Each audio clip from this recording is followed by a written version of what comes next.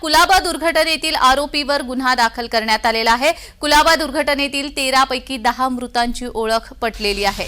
मृत 13 व्यक्तींपैकी 10 व्यक्तींची ओळख पटलेली असून उर्वरित 3 व्यक्तींची ओळख पटवण्यात येते। मृत व्यक्तींमध्ये 7 पुरुष, 4 महिला आणि 2 बालकांचा समावेश आहे।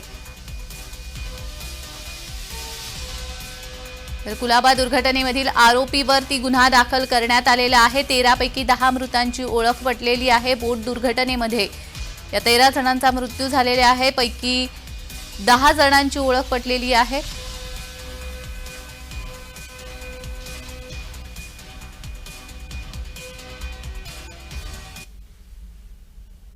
तर या संदर्भात अधिक माहिती देण्यासाठी आमचे प्रतिनिधी अनिल सावरे आपल्यासोबत जोडले गेलेले आहेत। अनिल, जी गाल दुर्घटना घडली त्यामध्ये 13 जणांचा मृत्यू झाला, 10 जणांची आतापर्यंत ओळख समजली असं समजतं आहे। काय अपडेट्स नवीन आहे यामध्ये?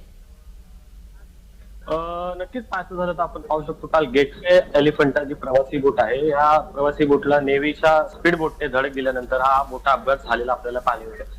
याच अपघातामध्ये 7 पुरुष आणि 4 महिला असून तर 2 बालकांचा समावेश आहे। एकंदरीत पाहायचं झालं तर एवढी मोठी दुर्घटना झाल्यानंतर आपण पाहू शकतो पुन्हा एकदा जो गेटवे एलिफंटा जो प्रवास आहे आपल्याला होताना पाहायला मिळतो। एकंदरीत पाहायचं झालं तर याच दुर्घटनेनंतर आता जे स्पीड बोटचे जे कर्मचारी होते नेव्हीचे त्यांच्यावर रात्री उशिरा गुन्हा दाखल करण्यात आलेला आहे। एकंदरीत पाहायचं झालं तर मुख्यमंत्री देवेंद्र फडणवीस यांनी जे मृत आहेत त्यांना मदत सुद्धा जाहीर केली आपल्याला पाहायला मिळते। त्याच अनुषंगाने आपल्यासोबत बोलण्यासाठी काही प्रवास आपण त्यांच्याकडून जाणून घेणार आहोत। सर, काय सांगाल? काल एक मोठी दुर्घटना घडलेली आहे आणि आज आपण प्रवास करताय, काय सांगाल? नेहमीचा प्रवास नाही तरी सुद्धा एवढी मोठी दुर्घटना झाली, आपल्याला काही भीतीचं हे वाटतंय का? प्रवास जवळ करून आपण नेहमीचा प्रवास करता, मात्र जे लाईफ जॅकेट आहे ते आपण घालता का? ते काही बोटीमध्ये असं पण घालत नाही।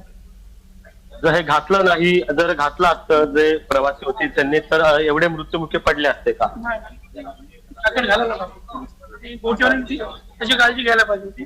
कस्टमर वस्तू त्यांना जॅकेट देणं गरजेचं आहे। जी नेव्हीची स्पीड बोट आहे त्या बोटीने जी धडक दिलेली आहे, नेमकी चूक कोणाची असावी, काय सांगाल? धडक दिली म्हणजे त्याची चूक असणार ना। नक्कीच आपण पाहू शकतो त्यांच्याशी बातचीत केली असता काही प्रवासी ते जॅकेटचा वापर करतात आणि काही प्रवासी जे लाईफ जॅकेट आहे त्याचा वापर सुद्धा करत नाही असं सुद्धा प्रवाशांकडून बोललं जात आहे। जी जी जी, धन्यवाद अनिल, तुम्ही दिलेल्या सविस्तर माहितीसाठी।